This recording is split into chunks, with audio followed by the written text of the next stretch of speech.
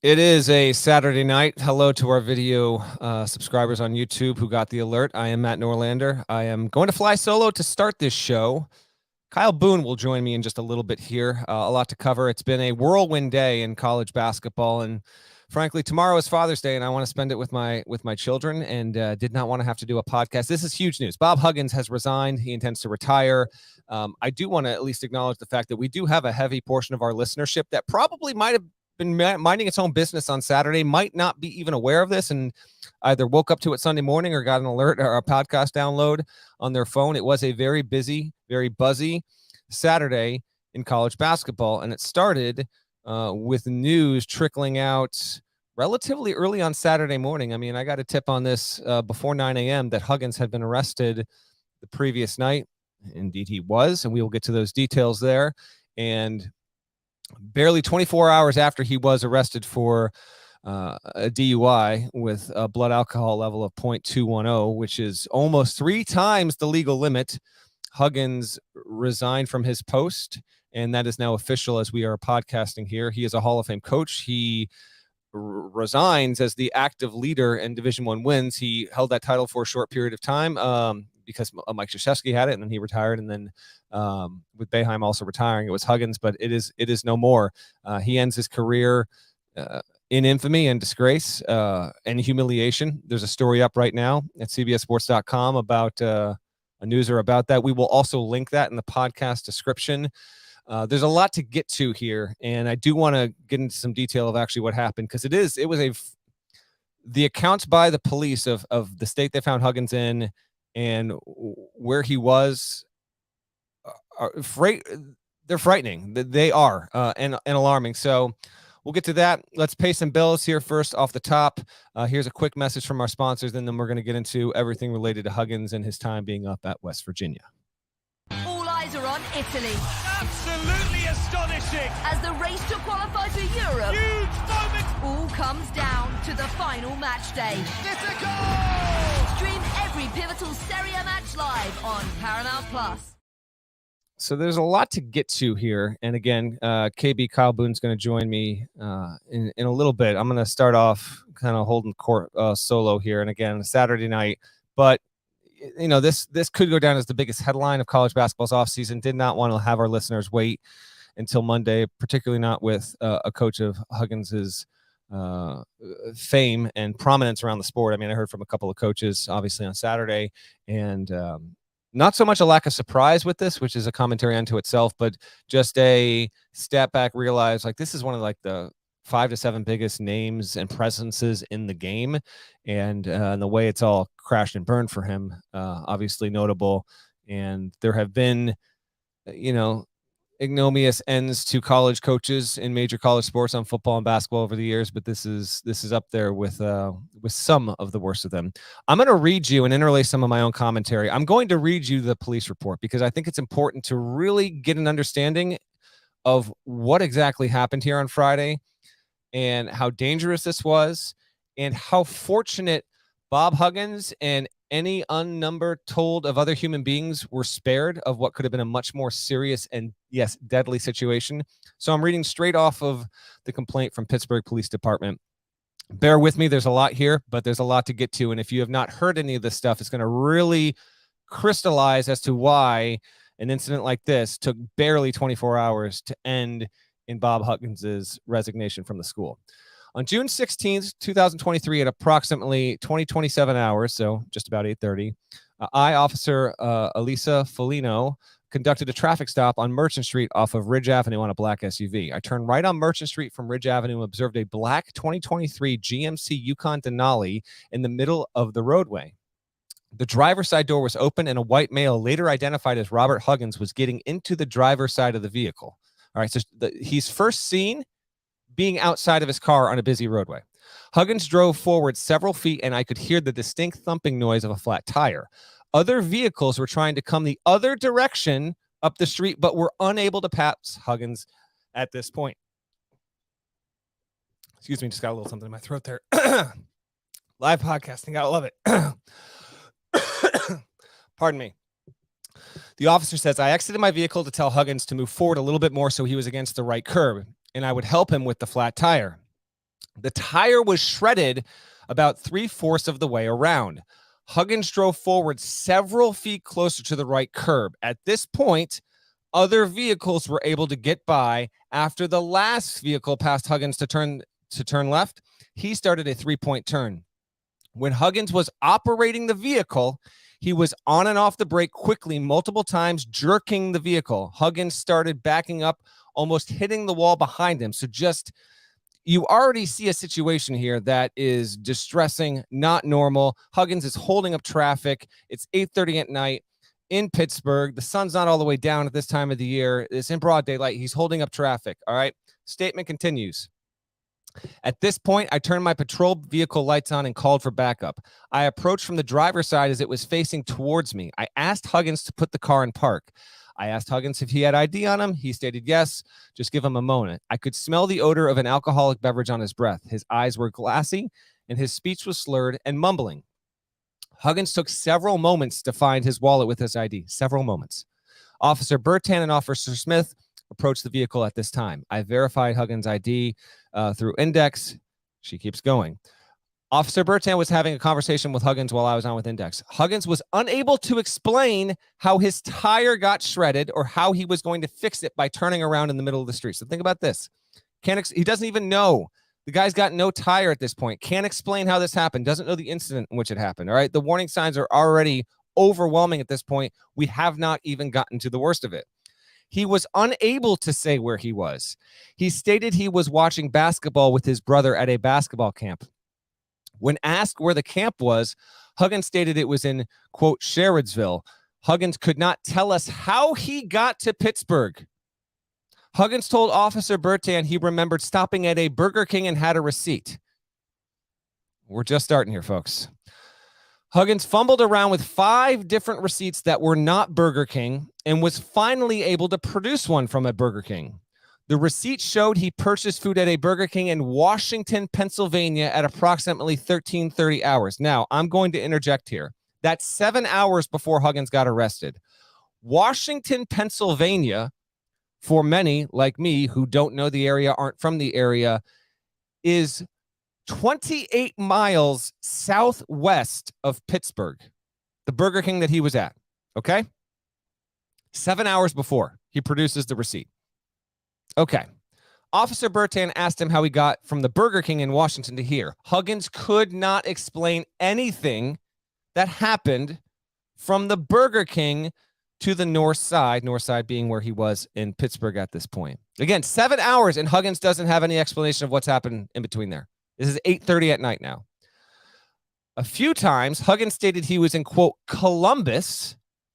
My interjection here, meaning Columbus, Ohio. Columbus, Ohio is 3 hours west and 185 miles. Not even close to each other, okay? Huggins thought he was in Columbus. This isn't... I understand when you hear details like this, you might even have a chuckle because it's so outrageous, but it's not funny. This is abhorrent behavior. Like, he did... How out of his mind must Bob Huggins have been to have not known what city he was in, and we're going to get to more of that, and thinking he was in a metropolis 3 hours to the west? It's unreal. Huggins was apparently in Ohio for a basketball camp earlier, and that's what led him to believe that he was potentially in Columbus. Statement continues. Officer Bertan asked Huggins approximately 10 times where he was actually at, and he never once responded with the current city he was in. Officer Bertan asked him what he was doing in the north side, and he finally got an answer out of him that his sister-in-law lives in the area. Huggins had no idea where his sister-in-law lived. There's still more. Officer Bertan asked Huggins to get out of the vehicle. Huggins complied and got out. While he was getting out, he started swaying backwards back into the vehicle, almost falling back into the driver's seat. Officer Bertan and I assisted Huggins to a flat area on the sidewalk. Officer Bertan started conducting standardized field sobriety tests. During the horizontal gaze and nystagmus test, apologies for butchering the pronunciation there, Huggins stated he did not wear contacts but did wear glasses as they were around his shirt. Huggins did not put his glasses on for the test. He could not keep his head still during the test. He had to be reminded repeatedly to keep his head still. All indicators of impairment were observed by Officer Bertan. Huggins stated at one point he could not see the pen. Officer Bertan told Huggins he could move his hat, which was down low near his eyes, so he could see the pen better. Huggins repeatedly asked the officer if he wanted him to move the hat, and the officer had to repeat to him that he was the one complaining he could not see the pen, and Huggins could move the hat if he wanted. He took another test, almost couldn't complete it, obviously failed. And then this is where it gets, it's already terrible. But how about this? Officer Bertan then conducted the one-leg stand test. He explained the test to Huggins, then repeated it for him when he said he understood, and then Huggins said, "No, I don't understand." Huggins thought about which leg he wanted to stand on, asking Officer Bertan which leg he wanted him to stand on. The officer explained it was his choice. Huggins eventually thought about all his leg surgeries and which one would be better to stand on. Officer Bertan had to suggest a leg which he would use after Huggins could not remember which leg he had surgery on first. Huggins stood on his right foot for the test. All indicators of impairment were observed. He raised his arm for balance. He failed it. I'm just going to pass through this point. He failed the test. They had to explain it to him 3 times. So at that point, Huggins gets arrested without incident. Phone and wallet were kept in the vehicle. At this point, the first officer that sees Huggins when he's out of the car, at the very start of this, I observed empty beer cans and a white garbage bag on the front passenger side floorboard of Huggins' vehicle. In the trunk of the vehicle was another white garbage bag of empty metal beer bottles. A cooler was located right behind the center console in the vehicle with nothing in it, but it was wet. The vehicle was towed. Nothing of value, no contraband were observed. He was eventually taken back for a breathalyzer. After multiple failed attempts, Huggins blew a .210, indicating there was alcohol in his system. .210 is nearly 3 times the legal limit. He was taken to the hospital for a blood draw. There was no further incidents. He was eventually released from custody. There is body and dashboard camera footage of this that will eventually get out, and it will not be a pretty scene. Okay, there was a lot to digest with all of that.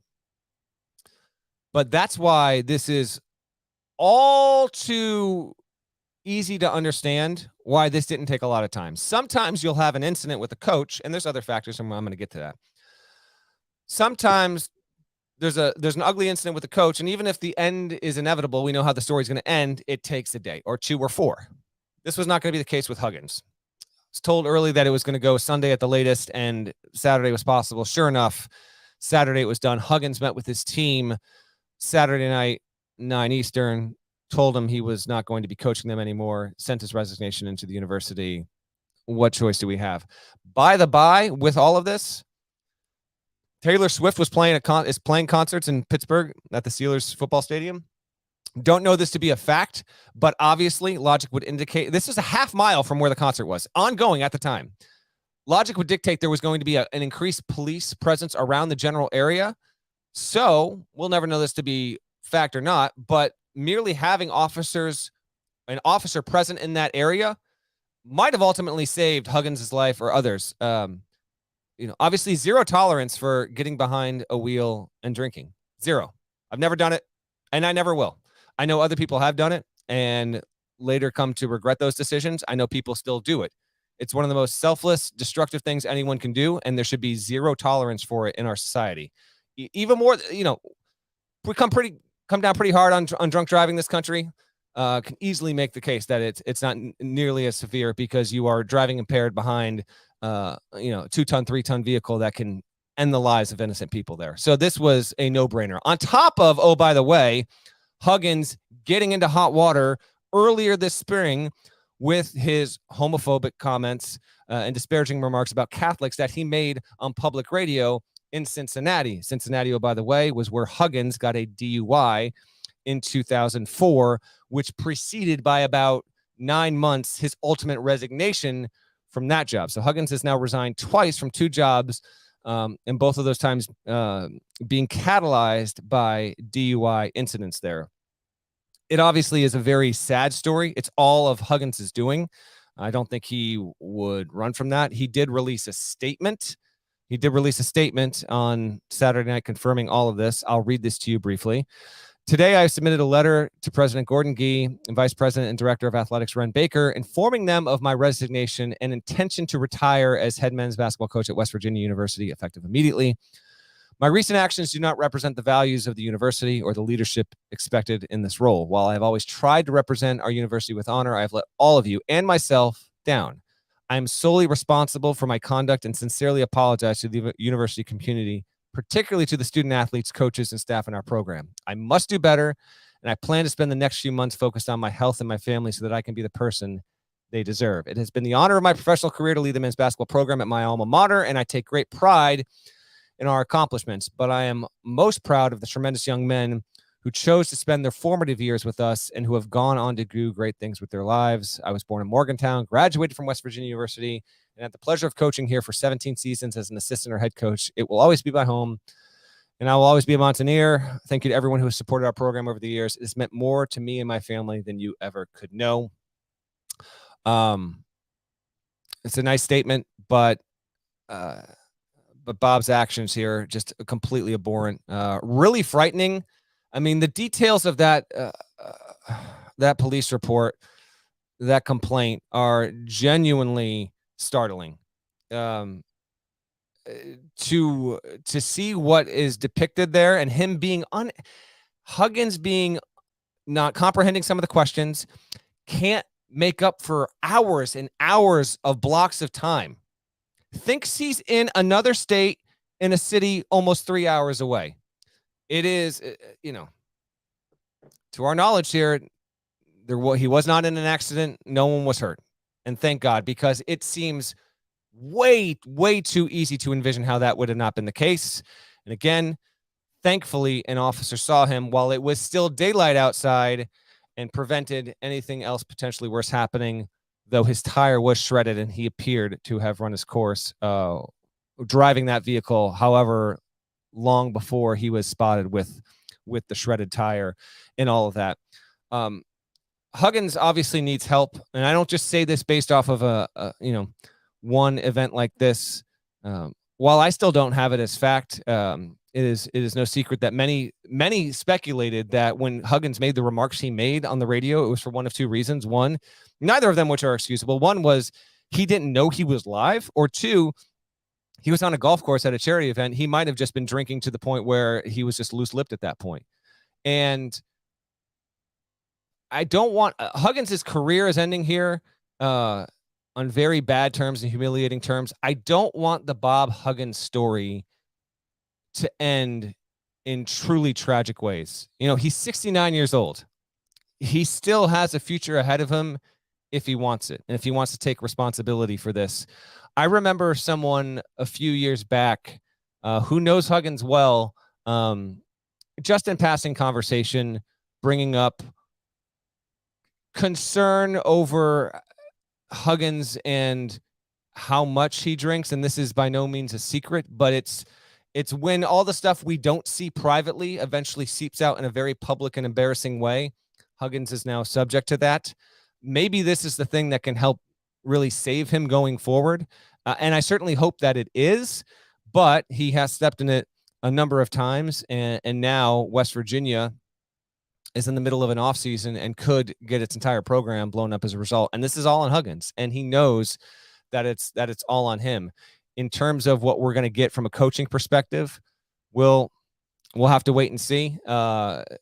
Gordon Gee and Ren Baker said on Saturday night they're going to take a look at an evaluation of leadership. The way this works in college basketball is that head coaches are on multi-year deals. Most assistants are not. Most assistants are on year-by-year deals that just get renewed, and usually it's when the fiscal year renews on July 1 that the coaches get their contracts renewed, even if it's a verbal understanding. Well, now you have Huggins resigning. No one really knows what to expect with the coaching staff. So Ron Everhart's the lead assistant, former D1 head coach. They did not name him interim head coach for the short term. Now, again, this is all happening over the process of 24 hours. And so we wait and see on that. Would not surprise me if West Virginia did seek to do a national search. But if you do that, Ren Baker, new AD there, been on the scene like all but a year at this point. risks losing half the roster. I mean, you could have any number of players that are going to go in the portal now. West Virginia was shaping up to probably be a tournament team. And so while I understand the need to spin it forward with the coaching stuff, still early, still don't quite know what we're going to get out of that. But promoting Everhart in the short term and really making sure these assistants, there's not, see, the guy, what Huggins did is he screwed over his staff majorly because there aren't a bevy of power conference assistant gigs out there right now. And if you bring in a whole new coaching staff at this time of the year, those guys are now without a job potentially for at least 9 months. So West Virginia hopefully will handle this appropriately with those assistants and not leave them out high and dry. Kyle Boone has joined me here on the pod. KB, do you got me? I got you. Good evening. He's got me. You might be coming through your computer mic there, but you can hear me okay? I hear you just fine. There it is. There's Hello. Good evening. Hello. Yeah, been a busy day for us. Meantime, the U.S. Open, is wrapping up here on the East Coast because they're playing out west. So we've had the golf, and Boone's been locked in on all of that as well. I went solo. I went long for 20 minutes here on the Huggins stuff. I will just give the floor to you here, and appreciate you pinch hitting here on a Saturday night. Thoughts on everything Huggins, West Virginia, Big 12 impact. Take it away as you please, KB. Yeah, I think you did a good job of laying everything out. I'm not as long-winded as you. I don't write as long as you. My articles are like 2-minute reads as opposed to 34-minute reads. You are Mr. Poetic. I will just express sadness. I feel like it is it is disappointing. It is gut-wrenching to see someone make such terrible decisions. To get behind the wheel after you've been, allegedly drinking, is a terrible decision. It is absolutely taboo. It should never happen. Reading the police report is jarring. I mean, you got through some of the details here, but he had a 3/4 shredded tire and was clearly unaware. He could not account for most of his afternoon. He did not know where he was. And his tenure at West Virginia ends really unceremoniously. I mean, we had the incident earlier this year where he was on radio and used a homophobic slur, apologized for that. He was reprimanded for that. He was suspended for that. And it essentially, I think, kind of kickstarted what most people expected would be his last season with West Virginia. And now fast forward, he gets a DUI. This is it. He's resigning. This is the end of an era for Huggins, a Hall of Fame coach. It's the end of an era for West Virginia. He has, the last decade kind of not totally defined the Big 12, because I think if you think Big 12, Bill Self and Kansas kind of synonymous with this conference, but the havoc style of West Virginia, I mean, it was a cultural relevant team and program for a long time. And Huggins embodied a lot of that. His teams embodied kind of his personality, his don't give an F-ness. And it is, it's weird to see kind of all of it end the way it did today. Yeah, it's the sad thing is it's not unexpected. Mm-hmm. Like there's no enthusiasm to do a podcast like this. There's absolutely no joy. There's a newsworthy need to get this out and to spread some discussion to people that care about the sport, that follow the sport. Repeat what I said a few minutes ago. I do hope what happened on Friday night in Pittsburgh is the event that ultimately saves Bob Huggins' life and changes his life. I hope that is the case here. This is such a huge moment in his life, filled with so many of them, but this is the lowest. I mean, you would have thought maybe the DUI in 2004 was the lowest moment. This is even worse. And we have not even gotten to the inevitable release of the dash cam and the body cam videos that will invariably come out at some point there. But Huggins needs help. The good news is that if he wants it, he will get it, because Bob Huggins, being one of the more, and I don't really have a relationship with Bob Huggins. Just, he's just one of those coaches where I've interviewed him a few times. He dressed me down at a UConn post-game press conference at the XL Center, like 2011. Like I was on the wrong end of a Bob Huggins, but I don't know him personally that well at all. But I do know a lot of coaches who do know him well, personally well. And there will be an army of coaches willing and wanting to push Huggins in the right direction, and make sure that try to make sure that this incident doesn't ever get repeated, because clearly he needs that kind of help, and doing that is way, way, way more important than any of his wins. It just is way more important than the decade-long campaign that was out there to get him into the Hall of Fame. That finally happened in 2022. So, yeah, it is not the way anyone wants to leave any kind of profession. He did resign. He obviously had no choice. If he did not, he was going to be fired.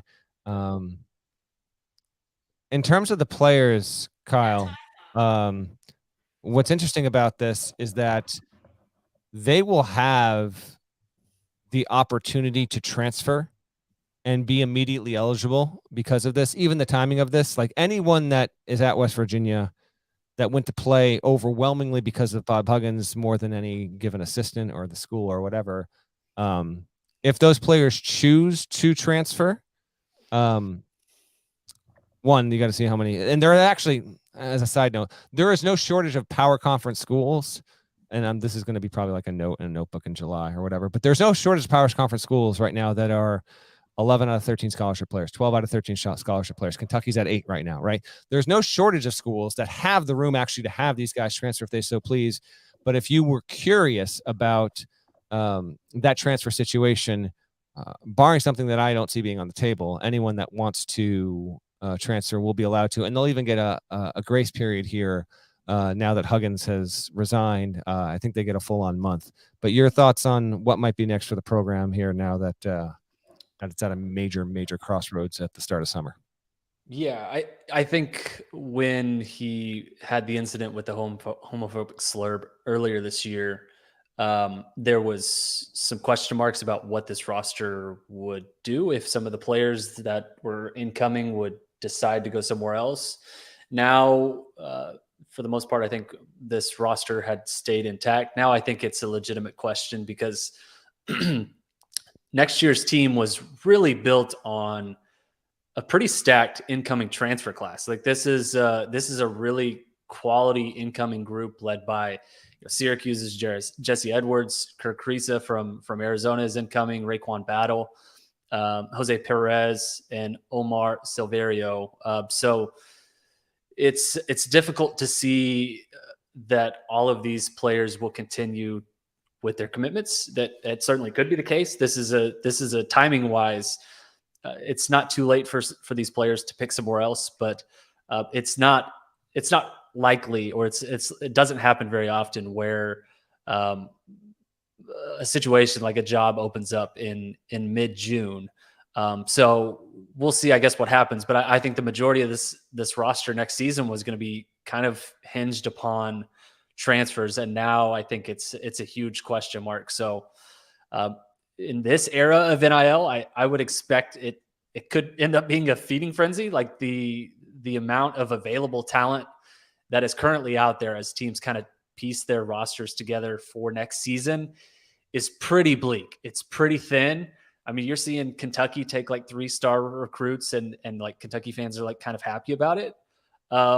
So that's kind of the pickings that are out there are not very good. So if they do opt to end up going back on the market, some of these transfers, so this is a really loaded transfer class. There's going to be a lot of big name programs probably lurking out there. I think that's obviously the big question mark with what goes forward with this team and with this roster next season. Yeah, Jesse Edwards from Hughes, Kirk Risa, Arizona, Trey Mitchell, out of Texas. Jose Perez was been there for a little bit. He came from Manhattan. He was the best player in the MAC, arguably, when he transferred at the time he did before the start of last season. He didn't get immediate eligibility. Were you going to say something, KP?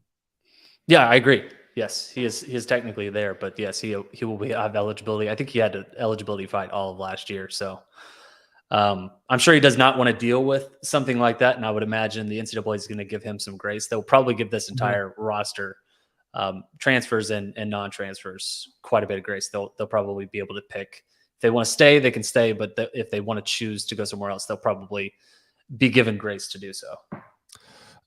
Agreed. I'm looking at the chat here. I think our buddy Russ from the Boneyard dropped in a John Beeline reference.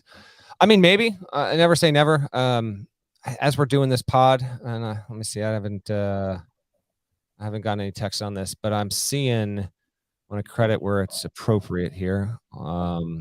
Pat 40, Sports Illustrated, tweeted, citing some sources. West Virginia's search will be national and focus on a full-time replacement, not an interim. While there was a risk that some new transfers then could turn around and leave, keeping the roster intact will not be as important as the right long-term coaching fit. I would agree with that. Would be intrigued to see what the targets would be. And I don't want to go too deep dive, frankly, on a head coaching. Where's West Virginia turn right now? That's going to develop in the next few days, but you got to figure Everhart on the staff will get a chance there. Ren Baker, the AD, was formerly at North Texas. Grant McCaslin will not be leaving Texas Tech to go to West Virginia. That I can promise you. Ross Hodge is the head coach at North Texas. Never been a head coach before. I would consider him a long shot. I assume they will call Joe Mazzulla, who's not. Why would you leave the Celtics to coach your alma mater, especially you got an NBA job, you're young. But you never know. There was actually curiosity about Mazzulla's job security before Brad Stevens said he would be retained on. So we'll see on that. The West Virginia job in general, a little bit odd. Very much culture fit matters significantly there. You know, over the years on not just men's basketball side, but in many sports, the people that tend to get hired there have direct ties to the state and the university. So maybe that becomes a thing. Maybe not. The job itself in the Big 12 isn't a top half job in the league. It has been geographically isolated. Cincinnati's joining, so now you got a little bit of one team that's somewhat close by, but there are challenges there. Although West Virginia has been considered to, because the transfer class was among the better ones this entire transfer period, if you will, KB. The NIL situation has been viewed as among the better ones at the power conference level, and therefore one of the better ones in college basketball. So we will we'll wait and see on that. We can go big picture real quick. Future, like the future of West Virginia men's basketball. Huggins is out, right? Before him, you had Beeline, who did a wonderful job there. The program has some history. I wouldn't call it a top 25 program all time in the sport or anything like that. But with no Bob Huggins and with this Big 12, which is going to get to 12 teams, and then we'll see after that. We don't really know what the future, what's going to happen with that league going forward, and if the commissioner is going to try and blow it to 14 or 16. So not putting that aside, what should fans be expecting from West Virginia in the next 3 to 5 years, even not knowing who the coach would be? Like, what's a reasonable expectation for a program at this level? Bottom half of the Big 12 conference. I mean, that is it is a tough basketball league. It is a tough basketball league, and even Bob Huggins, for as good a coach as he is, has struggled the last few years. I mean, I'll go through the win totals here over the last decade or so. 26 wins, 23 wins, 31 wins, 21 wins, 19 wins, goes down to 13, then 17. They have a really good 4-year stretch, 25 wins, 26, 28, 26. That was 2017-18 with Javon Carter. Sagaba Kanate, the volleyball shot swatter, if you remember. Yeah. Last 5 seasons, 15 wins, 21 wins, 19, 16, and 19. So 2 losing seasons in the last 5, only 2 NCAA tournament appearances since 2017-18. Of course, the COVID year, there was no NCAA tournament, but it is a tough job. And I think it will only get tougher in what will eventually be the new Big 12 with Houston coming in, That is going to be a really good basketball conference. Cincinnati, obviously coming in, they're going to be geographically spread out. I think it's going to be harder to recruit. It's already, I think, a hard place to recruit. Now, the NIL situation may be favorable, and maybe that will help them. They're obviously committed a ton of resources to sustaining that program and being competitive in the Big 12. But yeah, I mean, all it takes really is finding a really good coach to build around. I mean, I don't think anyone would have thought that Texas Tech would be a top half of the league type of program. They go get Chris Beard, turn the program around. We'll see what they do under McCaslin. So, yeah, I mean, it's going to be a really, really tough job for whoever takes that. West Virginia replacing Huggins, who was the bedrock there. He was kind of West Virginia personified. The Big 12 is just, it's brutal, man. It's brutal. It's going to be a really tough job. Yeah, kind of pull behind the curtain here is that my expectation, and I talked with sources on this for a while, this is even before the Huggins radio stuff, was that I thought it was possible he would retire this spring, but really 24 would be the year that he'd wrap up. And so then the radio stuff happened, and almost certainly it was going to be this. I don't know if it would have been a farewell tour, because after what he did to hold on to his job, remember he was facing a 3-game suspension and all that. Was going to give some runway to Ren Baker, who's never been a power conference AD, to scout out and build out a list of candidates. And this is a major thing for an athletic director. You get into that, you work to get into college administration. You want to be an athletic director, and you want to get to the power conference level, right? So you finally get to a level in a Big 6 league, and you're in the Big 12, the best basketball conference in the country. And now you have the situation just put on your lap. Be interesting to see how Baker adjusts to this. No doubt already has a list of names. I mean, what happened with Huggins on the radio, that already expedited that process there. And we will see if they go national and they make a hire. Got to do it before we get out of June. So the wheels will be turning, and with the way this business works, this was a really sad incident.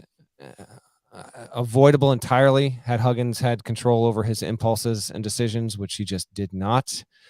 And but even with that, coaches that want this job are going to be telling their agents, get me an interview, and the wheels will be in motion on that. Any closing thoughts here, GP? Or GP. That's GP, KB. Any closing thoughts, KB, before we get out of here? No closing thoughts. I think you did a good job summing this up. Do not drink and drive. It's not funny. It's not a laughing matter. I hope this is a lesson for Bob Huggins. I hope this is a lesson for everyone. Stay safe out there. Seriously. Yeah, no, this, and don't even feel like it's getting up on a pedestal saying this. Like, there are people in this world that have lost loved ones, people in this world that have had loved ones be severely injured through no fault of their own, just being at the wrong place when someone that was inebriated was behind a wheel, and then they pay the price, let alone the people that are doing this to themselves. So, yeah, just I hope an incident like this alerts people that either sometimes behave like this or know people to at least, say something, speak up, and let's collectively try and do better as a society when it comes to this stuff. Because again, it is a minor miracle, given the information from that police report, that Huggins got out of this unscathed, and anyone else in whatever area and part of Pennsylvania and or Ohio he was in also did. I want to thank everyone for tuning in late on a Saturday, middle of the off season, but did want to get you this podcast. We do appreciate you so much. If you have watched on YouTube live or are watching after the fact, please do hit the like button, help boost engagement of this. Continue to review the podcast if you can, and review it well. Rate it with 5 stars. We do appreciate you. We have a lot of draft content coming up. We will have a mock draft episode. KB and others will be a part of that. Got some moving parts going on, so can't say exactly when our next episode will be, but we still have multiple episodes coming here on draft week. And if there's other college hoops news, we will fit that in as well. I want to say enjoy the US Open on Sunday. I want to say happy Father's Day to all of the parents out there. KB, you got anything? Let's land on a happy note here. What do you got planned on Father's Day? Happy Father's Day to everyone out there. Can we break some news on the podcast? We're 40 minutes in. Let's Uh, do it. I'm going to be a dad ×2. Pretty excited about it. And I'm rooting for Rory because there's like a 68% chance we name our kid Rory. Now you're deciding to go. See, you told me. I'm Don't pretty say the pumped. other name. You told me the names you were debating with like months Yes. ago. I appreciate Yes. it. I feel privileged to know that information. But like many people, my wife was one of them. Was like, "There's no chance in hell we are telling anyone what our children's names are before they're out of school." So we did. It's not official. I'm still working on my wife here. Brooks or Rory. It was down to Brooks or Rory. You just said both. Yeah. Well, we haven't decided yet. If Rory runs tomorrow, I feel like that'll help my case. Huge Rory fan. But yeah, happy Father's Day to all the fathers out there. Hope you enjoy some time with your family and your loved ones. Go hug on your family. Yeah. How about this? Can we commit to this on the show right now? Rory wins the U.S. Open. That's the name. I think you commit to it right here. Let's do it. I'll commit to it. If Rory, but hold on now. You guys are trying to do this without Kyle's wife getting a say in this. Yes, that's this right. By the way, sounds like a shouts to bad Nada idea. on a Saturday as well. Shouts to Nada for getting this done and making it happen. Yeah, Nada, I think that's exactly what's going on.